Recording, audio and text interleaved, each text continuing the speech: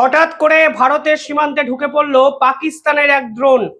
আজকে পাকিস্তানের এই ড্রোনকে নিয়ে অফিসিয়ালি মুখ খোলা হয়েছে ভারতের সেনার পক্ষ থেকে। সেখানে বলা হচ্ছে জম্মু কাশ্মীরের রামগড় সেক্টরের যে নাঙ্গা গ্রাম আছে, ঠিক সেখানে মধ্যরাতে কালকে একটি পাকিস্তানের ড্রোন হঠাৎ করে ঢুকে পড়ে এবং এরপরেই ভারতের সেনারা সেই ড্রোনটিকে কড়া ম্যান মার্কিং এ নিয়ে আসে এবং সেটাকে উদ্ধার করা হয়। কিন্তু কেন হঠাৎ করে ভারতের এই সীমান্তে, মানে কাশ্মীর এই সীমান্তে পাকিস্তানের ড্রোন ঢুকে গেল, সে বিষয়ে কিন্তু এক ঝাঁক প্রশ্নচিহ্ন কিন্তু উঠতে শুরু করেছে। দেখুন, বর্তমানে পাকিস্তানের যে বেহাল অবস্থা এবং তারা এই বেহাল অবস্থাটা ঢাকার জন্য ফের একটা ভারতের সঙ্গে সংঘাতে জড়ানোর একটা অবস্থা তৈরি করছে, তা কিন্তু পরিষ্কার। কিন্তু কালকে এই ড্রোন তারা ঢুকিয়ে দেবেন বা কোন উদ্দেশ্যে তারা ড্রোনকে পাঠাবেন, এ বিষয়ে ভারতের গোয়েন্দারাও কিন্তু এখনো নিশ্চিত হতে পারছেন না। একটি স্টেটমেন্ট সামনে এসে সেখানে বলা হচ্ছে যে সম্ভবত এই ড্রোনটাকে কাজে লাগিয়ে কোনো বিস্ফোরক বা কোনো প্যাকেট হয়তো ভারত সীমান্তে ফেলার পরিকল্পনা করা হয়েছিল। তবে সেই ড্রোনটি এখন কোন অরিজিনের, এক্স্যাক্টলি পাকিস্তানের কোন ডিপার্টমেন্টের পক্ষ থেকে এসছে বা কেনই বা ভারত সীমান্তে এই ড্রোনটি ঢুকে গেছে, সে বিষয়ে কিন্তু 100% তথ্য আমাদের সামনে ডিসক্লোজ করা হয়নি সিকিউরিটি পারপাসে। কিন্তু এই খবরটি আজকে প্রকাশিত হয়েছে, আমি আপনাদের জানালাম। এবং বোঝার চেষ্টা করুন, এই মুহূর্তে পাকিস্তান কিন্তু পায়ে পা দিয়ে ঝগড়া করার চেষ্টা করছে, তা কিন্তু আন্তর্জাতিক মহল ইতিমধ্যেই বুঝতে শুরু করেছে। কেনই বা পাকিস্তান ঝগড়া করবে না? তার আগে আরেকটা ইনফরমেশন আপনাদের দিয়ে রাখি। সেভেন সিস্টার্সে এবার ভারতের কেন্দ্রীয় স্বরাষ্ট্র মন্ত্রকের পক্ষ থেকে অত্যন্ত গুরুত্বপূর্ণ একটি পদক্ষেপ নেওয়া হলো।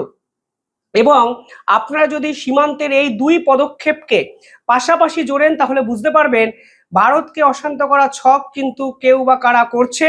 এবং তা কিছুটা পাকিস্তান কিছুটা বাংলাদেশ হলেও এর আসল মাথাটা মনে হয় অন্য কোনো বিদেশি শক্তি। কারণ এই ধরনের ডেসপারেট মুভ অনেক দিন পর কিন্তু ভারতের সীমান্তে আমরা বিভিন্ন ক্ষেত্রে দেখতে পাচ্ছি। আগের সপ্তাহে আসাম রাইফেলস তাদের সেনাবাহিনীকে, মানে তাদের সেনা সদস্যকে নির্মমভাবে কিন্তু শেষ করেছিল সন্ত্রাসবাদীরা। এবং এরপরে সেভেন সিস্টার্সের সিকিউরিটি নিয়ে কিন্তু অনেক বড়সড় প্রশ্নচিহ্ন উঠেছিল। তবে আজকে ভারতের কেন্দ্রীয় স্বরাষ্ট্র মন্ত্রক ভারতের সেনাবাহিনী সদস্যদের স্পেশাল পাওয়ার অ্যাক্ট ফের দিলেন এবং আগামী 6 মাস সেভেন সিস্টার্স ওরিয়েন্টেড একাধিক জায়গায় ভারতের সেনারা কিন্তু 100% কন্ট্রোল নেবে, যা কিন্তু ভারতের জন্য অত্যন্ত গুরুত্বপূর্ণ একটি খবর। আজকে যে খবর সামনে এসছে সেখানে বলা হচ্ছে ভারতের কেন্দ্রীয় স্বরাষ্ট্র মন্ত্রক তারা আর্মিকে স্পেশাল পাওয়ার অ্যাক্ট 1958 তার অধীনে 6 মাস আরো অতিরিক্ত ক্ষমতা ভারতীয় সেনাবাহিনীর হাতে দিয়েছে। এর ফলে একটা জিনিস পরিষ্কার হয়ে যাচ্ছে যে ভারতের গোয়েন্দা দপ্তরও কিন্তু সেভেন সিস্টার্স ওরিয়েন্টেড এমন কিছু তথ্য পেয়েছে যা ভারতের সিকিউরিটির জন্য অত্যন্ত বিপজ্জনক। এবং এই অ্যাক্টের আন্ডারে the armed force special power act 1958, এই অ্যাক্টের আন্ডারে কি বলা হয়? এই অ্যাক্টের আন্ডারে বলা হয়েছে যে এই যে পাকিস্তানের মতো সন্ত্রাসবাদীর আক্রমণ থামানোর জন্য আর্মিকে সর্বোচ্চ ক্ষমতা দেওয়া হয়েছে।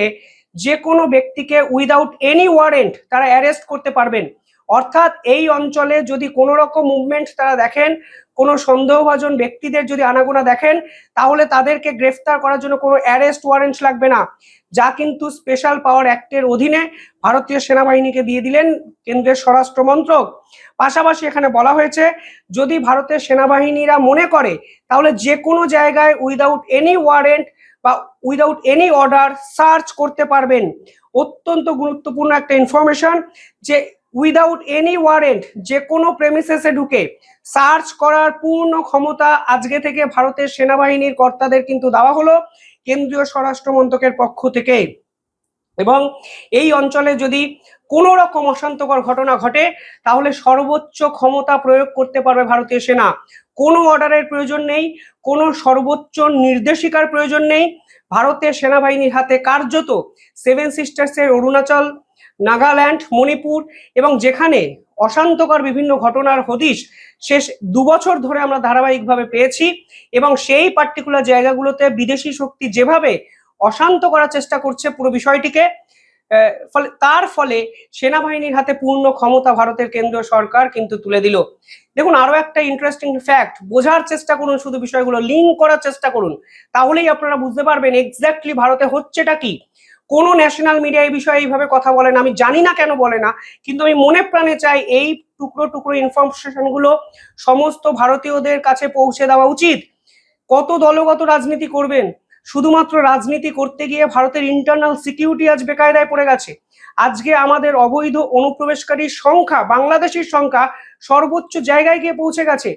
এসআইআর করা নিয়ে, ভুয়ো ভোটার কার্ডকে আইডেন্টিফাই করা নিয়ে, ভুয়ো আধার কার্ডকে আইডেন্টিফাই করা নিয়ে আমরা যে রাজনীতি করছি, কোথাও না কোথাও এই রাজনীতিগুলোর ব্যাড ইম্প্যাক্ট ফিউচারে আমাদের এই বাংলা, আমাদের এই ভারতবর্ষকে পোহাতে হবে না তো? এই প্রশ্ন কিন্তু উঠছে। দেখুন, তিনটে ঘটনা পাশাপাশি রাখুন। প্রথমে লাদাখে যে আন্দোলন হচ্ছে, সেই আন্দোলনের ফলে পুলিশের হেডকোয়ার্টারে আগুন লাগানো হয়েছে, সেনাবাহিনীর কর্তাদেরকে অ্যাটাক করা হয়েছে, পুলিশ সেনাবাহিনীর সদস্যদের গ্রেফতার মানে মানে আটক করে পাথর ছোড়া হয়েছে, এবং ওই অঞ্চলের শাসক দলের হেড অফিস পুড়িয়ে দেওয়া হয়েছে, এবং তার বিপক্ষে সোনাম ওয়াংচুকের মতো এডুকেশনালিস্টকে, অত্যন্ত সমৃদ্ধশালী একজন ক্যারেক্টার, আমি সম্মান করি কিছু ক্ষেত্রে, তাকে গ্রেফতার করতে বাধ্য হয়েছে আমাদের স্বরাষ্ট্র দপ্তর, এবং তাকে গ্রেফতার করে বর্তমানে যোধপুরে জেলে স্থানান্তরকরণ করা হয়েছে। তার স্ত্রী এই মুহূর্তে সুপ্রিম কোর্টে অ্যাপিল করেছেন। ফলে লাদাখে এই মুহূর্তে যে অশান্তকর পরিস্থিতি তৈরি হয়েছে, সেই ঘটনার সঙ্গেও কিন্তু এই ঘটনাগুলোর ইন্টারলিঙ্ক আপনারা করতে পারেন এবং বুঝতে পারেন আমাদের সীমান্ত সুরক্ষা কিন্তু অত্যন্ত বিপজ্জনক জায়গায় যেতে চলেছে। লাদাখ, যার একদিকে চীন সীমান্ত, একদিকে পাকিস্তান সীমান্ত, সেখানে প্রথমে আন্দোলন হলো। তারপরে কাশ্মীর, সেই কাশ্মীরে আজকে পাকিস্তানের ড্রোন ঢুকে গেল, এবং তারপরে সেভেন সিস্টার্স, যে সেভেন সিস্টার্সে ভারতের সেনার উপর নির্মমভাবে আক্রমণ করা হয়েছে এক সপ্তাহ আগে, এবং আজকে সেই সেভেন সিস্টার্সকে নিয়ে ভারত সরকার এক ঐতিহাসিক সিদ্ধান্ত নিল, যেখানে আর্মির হাতে স্পেশাল পাওয়ার অ্যাক্ট আরো বাড়িয়ে দেওয়া হলো, এবং বলা হলো তোমরা তোমাদের মতো করে বিষয়টিকে কন্ট্রোল করো। অর্থাৎ সব ক্ষেত্রে ভারতের সীমান্ত কিন্তু এই মুহূর্তে কড়া সার্ভিলেন্সের আওতায়। আমাদের গোয়েন্দা দপ্তর, আমাদের আর্মি, আমাদের সেনাবাহিনী সদা তৎপর, কিন্তু যে ঘটনাগুলো বহির্বিশ্ব ক্রমাগত করার চেষ্টা করছে ভারতের সঙ্গে, তা কিন্তু মেনে নেওয়া কার্যত অসম্ভব। এবার পাকিস্তানের পয়েন্ট অফ ভিউটা আপনারা বুঝুন। পাকিস্তানের সেনাপ্রধানের মুখপাত্র, তিনি যখন আমেরিকায় গিয়ে ইন্টারভিউ দিলেন, কি বললেন? তিনি বললেন আমরা ভারতের পূর্ব দিক থেকে এবার আক্রমণ করব। অর্থাৎ ভারতের পূর্ব দিক মানে বাংলাদেশ, তারা বাংলাদেশকে অলরেডি কন্ট্রোলে নিয়ে নিয়েছে, গ্রিপে নিয়ে নিয়েছে। এবার সেভেন সিস্টার্সটা কোথায় পড়ছে? ভারতের পূর্ব দিকে পড়ছে, উত্তর পূর্বে পড়ছে। ফলে বাংলাদেশ থেকে যে কোনো মুহূর্তে কোনো রকম বড়সড় আক্রমণের চেষ্টা পাকিস্তানের পক্ষ থেকে করা হবে। পাশাপাশি আমাদের ভারতের প্রতিরক্ষা মন্ত্রী স্বয়ং স্যার ক্রিককে নিয়ে বলেছেন। ফলে গুজরাটের এই সীমান্তে পাকিস্তান যে বেস তৈরি করছে তা আমরা জেনে গেছি। কাশ্মীর, যেখানে বারবার পাকিস্তান হামলা করার চেষ্টা করেছে, সন্ত্রাসবাদী ঢুকিয়ে দেওয়ার চেষ্টা করেছে, কাশ্মীরের তরুণ যুবকদের মানসিকতাকে সম্পূর্ণ বদলে দিয়ে জিহাদিপনা ঢুকিয়ে দিয়েছে, এবং সেই কাশ্মীরের পার্শ্ববর্তী একটি অঞ্চল পিওকে, যেটা কাশ্মীরেরই অংশ, পাকিস্তান জোর করে দখল করেছে, সেই পিওকেতে কন্ট্রোল হারিয়ে ফেলেছে পাকিস্তান সেনারা। ফলে সব মিলিয়ে আলটিমেটলি পাকিস্তানের যে বর্তমান হতদরিদ্র অবস্থা, সেই হতদরিদ্র অবস্থাটা যদি অন্যদিকে ঘোরাতে হয়, পাকিস্তানের রাজনীতি যদি অন্যদিকে ঘোরাতে হয়, এবং সাধারণ মানুষের ভাবনা চিন্তাকে যদি অন্যদিকে ঘোরাতে হয়, তাহলে পাকিস্তানকে কিন্তু এই মুহূর্তে ভারতকে নিয়ে কিছু না কিছু সুড়সুড়ি বা উস্কানি দিতে হবে। সেই চেষ্টাই কিন্তু পাকিস্তান করছে, কারণ তারা জাতীয়তাবাদী ভাবনাটাকে উস্কানোর জন্য ভারতকে যে কোনো মুহূর্তে বেকায়দায় ফেলতে চাইবে। আর তার জন্যই ভারতের সেনাপ্রধান পরিষ্কার বলেছেন, তৈরি হয়ে যান, যদি এবার বাড়াবাড়ি করেন পৃথিবীর ম্যাপ থেকে, ভৌগোলিক ম্যাপ থেকে আপনাদেরকে আমরা মুছে দেব। আর সংযম নয়, অপারেশন 2.0 যেটা হবে, সেই অপারেশন সিন্দুর 2.0-তে আপনাদের অস্তিত্ব সম্পূর্ণ শেষ করে দেবে ভারত। যাই হোক, কমেন্টে জানাবেন এই মুহূর্তে আপনারা কিভাবে দেখছেন ডেভেলপমেন্টগুলো। অত্যন্ত গুরুত্বপূর্ণ ভিডিও, পারলে একটু শেয়ার করবেন, সতর্ক থাকবেন, সজাগ থাকবেন। আমাদের সেনারা, বীর জওয়ানরা আমাদের সুরক্ষা জন্য সদা তৎপর, রক্ষা করছেন আমাদের দেশ, তাই এখনো জেগে আছে। শুধু একটাই অনুরোধ, রাজনীতি করবেন না, দেশ আগে, দেশের সুরক্ষা আগে, তারপর রাজনীতি আগে, রাজনৈতিক দল আগে, আমরা তারপর। যাই হোক, কমেন্টে বলবেন আপনারা কিভাবে দেখছেন পুরো বিষয়টি। ধন্যবাদ।